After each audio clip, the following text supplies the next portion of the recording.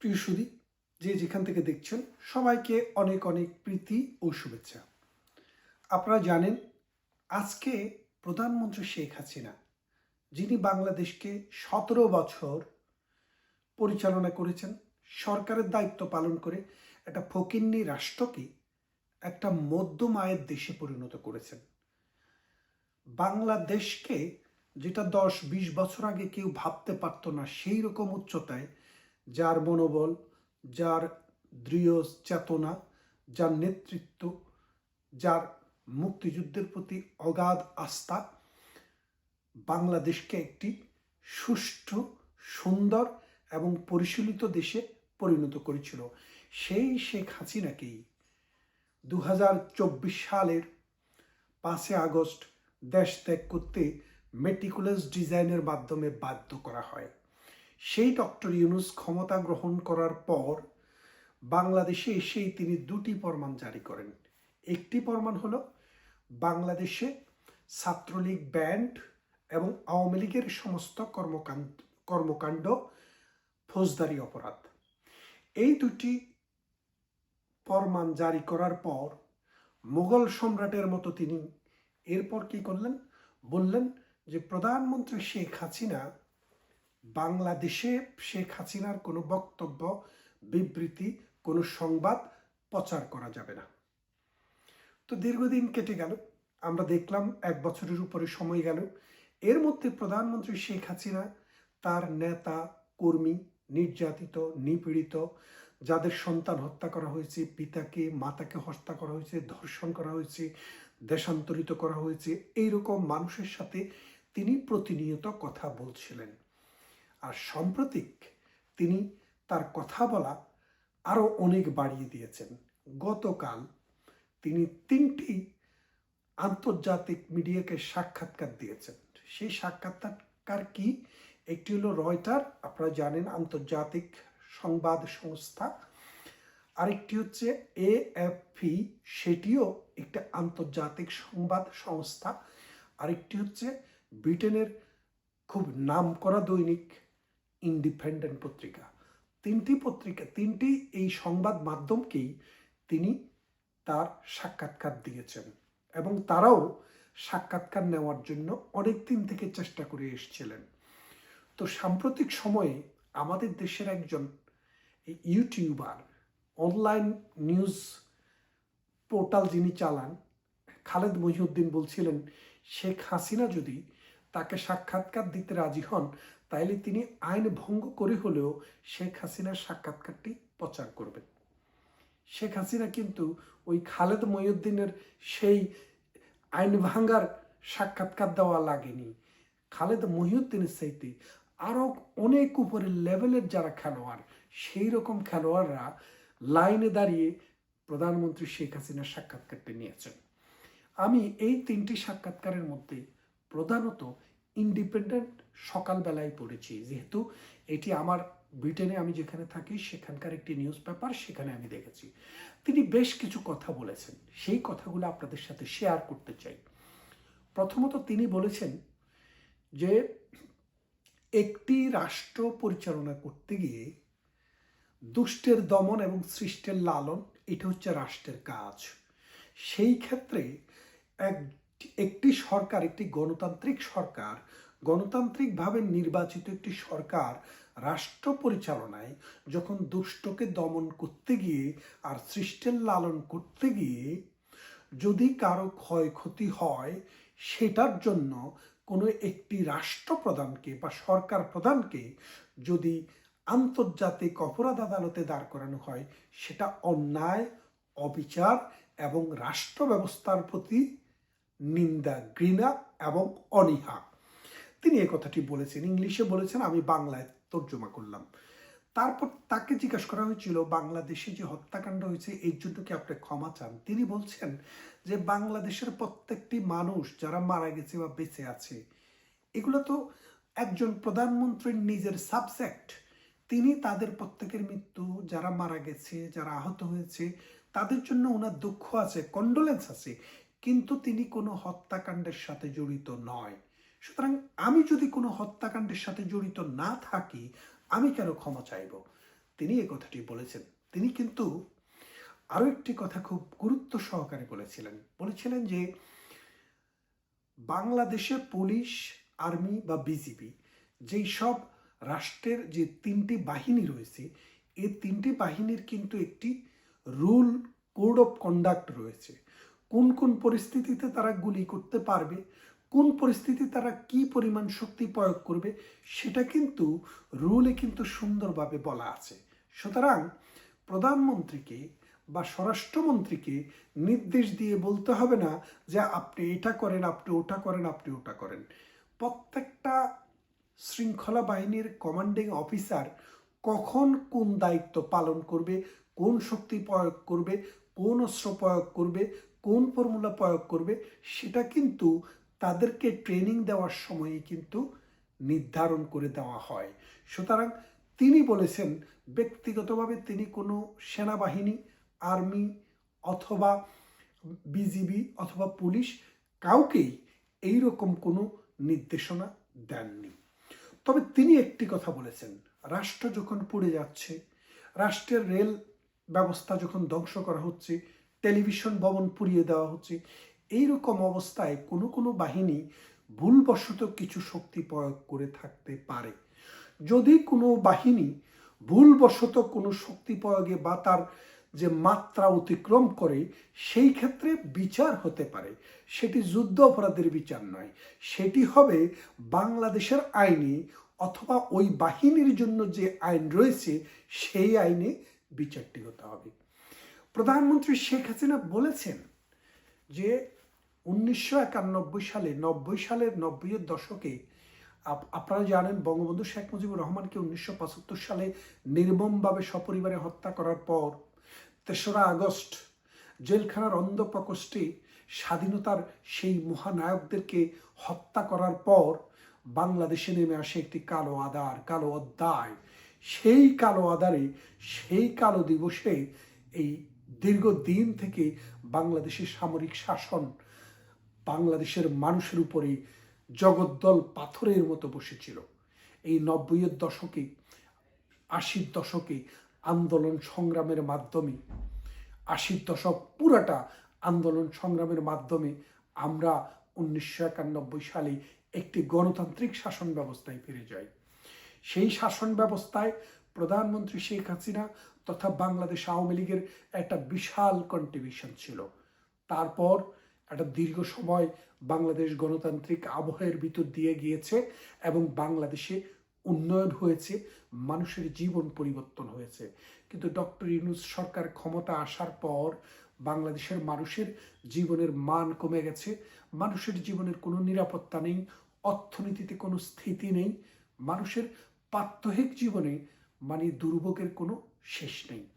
তিনি বলেছেন তিনি দেশ থেকে কেন গিয়েছেন। তিনি বলেছেন যদি আমি দেশ থেকে চলে না যেতাম তাহলে যেই মেটিকুলাস ডিজাইনের অংশ হিসেবে বাংলাদেশে যে আন্দোলন হচ্ছিল, সেই আন্দোলনে প্রধানমন্ত্রী শেখ হাসিনাকে যারা গার্ড দিতেন, তিনি ঠিক ওইভাবে বলেননি, বলছেন যে তার সারাউন্ডিংস, অর্থাৎ তাকে যে এসএসএফ গার্ড দিত, আর্মির একটা বিশেষ বাহিনী গার্ড দিত বা পুলিশের বাহিনীর গার্ড দিত বা দলীয় বড় বড় নেতারা ছিল, এদের অনেকের জীবনে হুমকির মুখে পড়ত। তাই তিনি কারো জীবনকে হুমকির মুখে না ফেলে তার কর্মীরা, তার নেতারা যেভাবে সুষ্ঠু থাকতে পারে, ভালো থাকে, ঠিক থাকতে পারে, বেঁচে থাকতে পারে, সেই ব্যবস্থা করেই কিন্তু তিনি ইন্ডিয়াতে চলে গেছেন।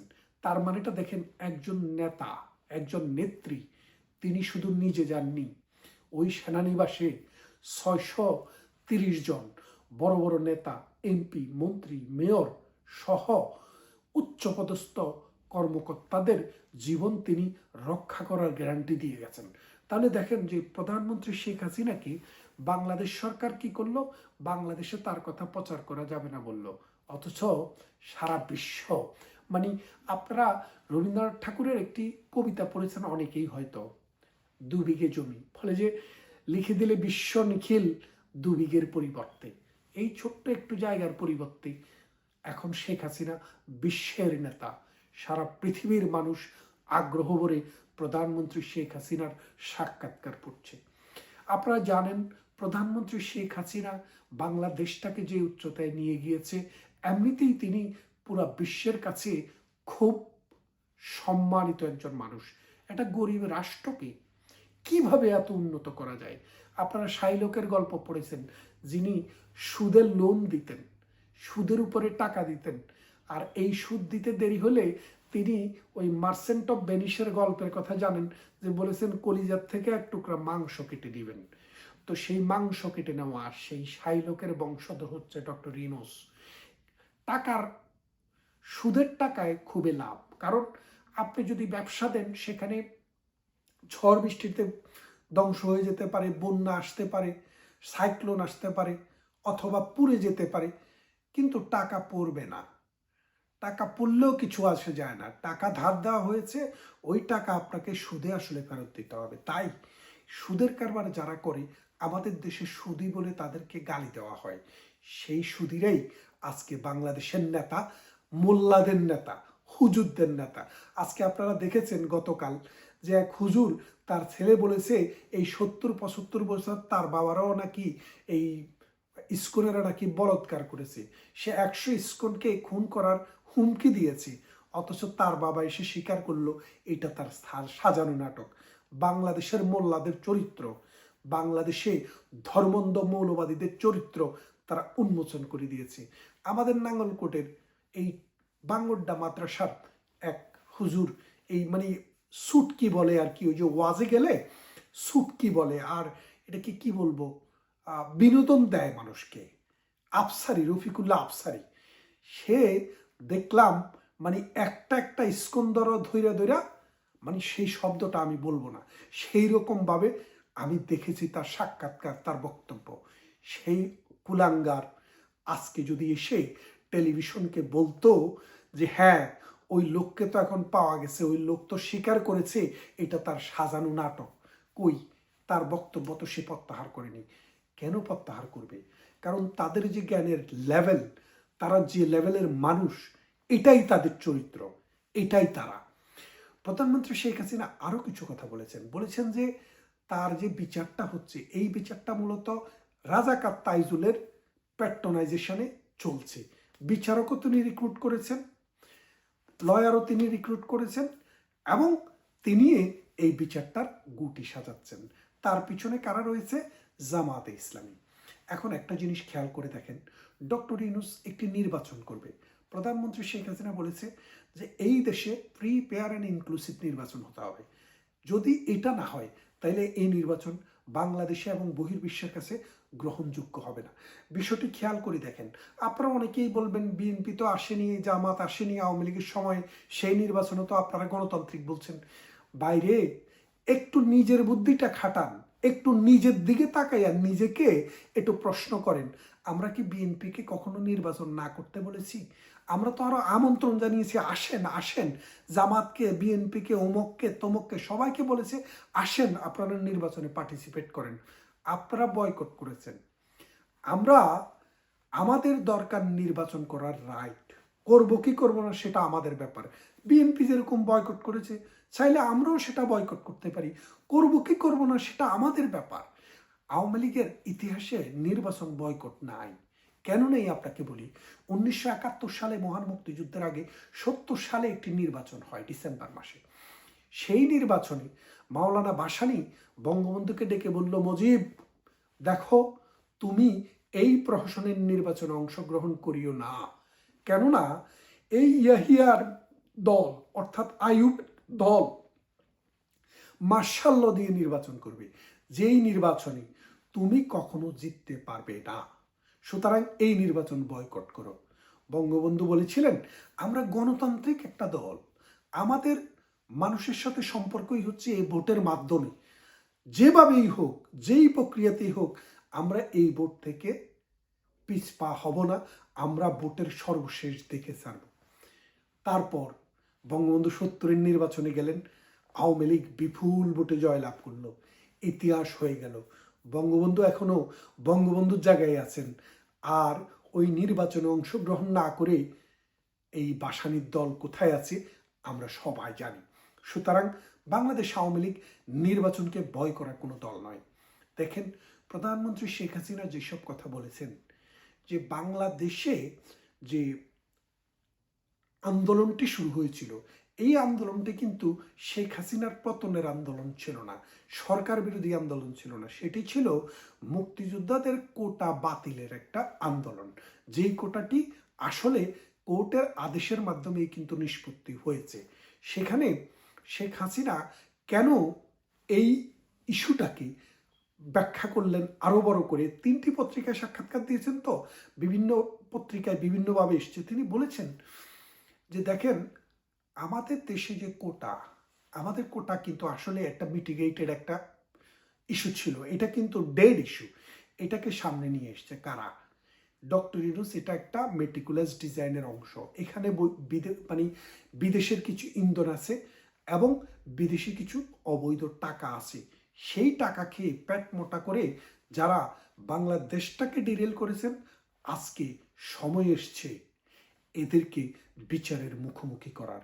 বাংলাদেশ একটি সুন্দর দেশ, 30 লাখ মানুষের জীবন, 2.5 লক্ষ নারীর ইজ্জত, 1 কোটি মানুষের গৃহত্যাগ মানে বাস্তুহীন হয়ে যাওয়া, লক্ষ লক্ষ ঘরবাড়ি পুড়িয়ে দেওয়া, সেই রকম একটি দেশকে স্বাধীন করেছে আমাদের মুক্তিযোদ্ধারা, আমাদের দেশের মুক্তিকামী মানুষেরা। তাদের প্রতি শ্রদ্ধা রেখে আমাদের নির্বাচনটি হওয়া উচিত মুক্তিযুদ্ধের সপক্ষের মানুষের মধ্যে, বিপক্ষের নয়। পৃথিবীর সব দেশে শক্তি থাকে একটি, সেটা হলো স্বাধীনতার সপক্ষের, এবং তাদের মধ্যে শাখা থাকে 40টি, 10টি, 20টি, 2টি, 3টি। তারা নির্বাচন করে। একমাত্র দেশ বাংলাদেশ, যে দেশে 2টি পক্ষ, একটি স্বাধীনতার পক্ষের আরেকটি বিপক্ষের।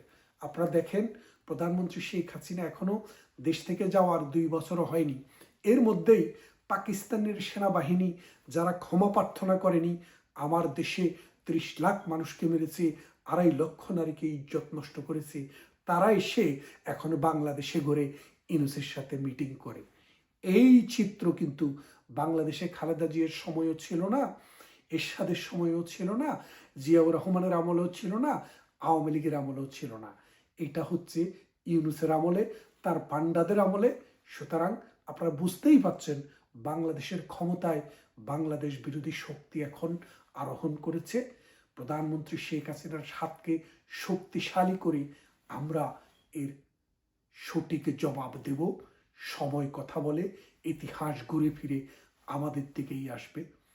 ভালো থাকবেন, কথা হবে অন্য কোনো ভিডিওতে, অন্য কোনো ইস্যুতে।